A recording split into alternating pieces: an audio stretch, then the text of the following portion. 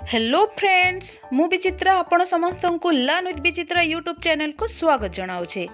आज आम शिशु दिवस उपरे सहज और सरल भाषणटी जानिबा जहाँकि आपण मानकु मंच उपरे सहजरे उपस्थापन करि परिबे।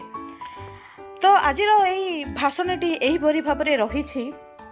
आदरणीय अध्यक्ष महोदय, सम्मानित शिक्षक माने, आम प्रिय शिशु माने और उपस्थित सभी को मोर आंतरिक नमस्कार और शुभेच्छा। आज आम एठारे अति सुंदर और मूल्यवान दिन उद्यापन करने एकत्रित होइछु एवं से दिनटी हेउछि शिशु दिवस। प्रतिवर्ष नवेम्बर 14 तारिख रे समग्र भारत आनंद और उत्साह रे दिनटी उद्यापन करे। एही दिनटी हेउछि आम देशर प्रथम प्रधानमंत्री पंडित जवाहरलाल नेहरू जन्मदिन। नेहरू जी शिशु मानक अत्यंत स्नेह करुथिले।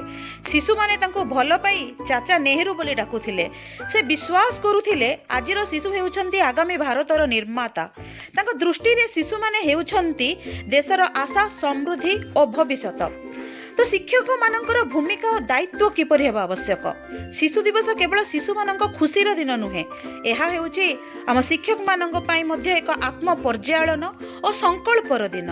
एक शिक्षक हेउछंती सेही स्थपति जेउथिरे जने शिशुर मन, चिंता और चरित्रर भित्ति गढ़ी दै थांती।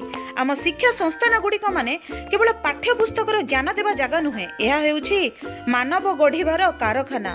तेणु नेहरू जी कहिथिले शिशु मानकु आमे जेमिति गढ़िबु भारतर भविष्यत सेही भाबरे ही हेबो।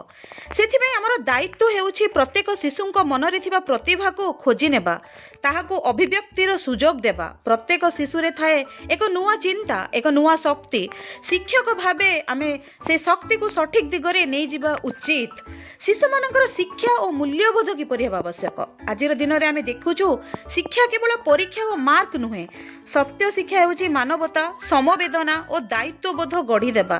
आमे आम शिशु मानक केवल पढ़ाई नुहे, सेमानकु शिखाइबा उचित किपरि भल मनीष होई परिबे, किपरि अन्य मानक प्रति सम्मान और ममता दे पारिबे। शिक्षक और शिशु मध्यरे थिबा सेही संपर्क स्नेह, आशा और आदरर उपरे निर्मित हेबा आवश्यक। आज आम एही दिन रे से संपर्क को नुआ भाबरे अनुभव करूछु। शिशु दिवसर प्रकृत मूल्य और अर्थ कौन?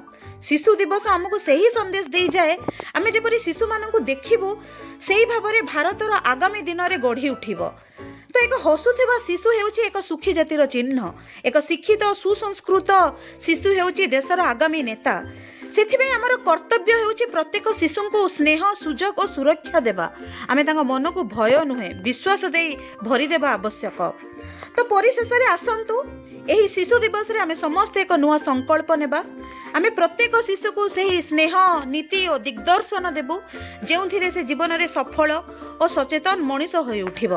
पंडित नेहरूंकर आदर्श आम समस्त को प्रेरणा देउ। आमे शिशु मानकु केवल शिक्षा नुहे, जीवन जीवंत करिबा सिखाइबा। धन्यवाद। जय हिंद।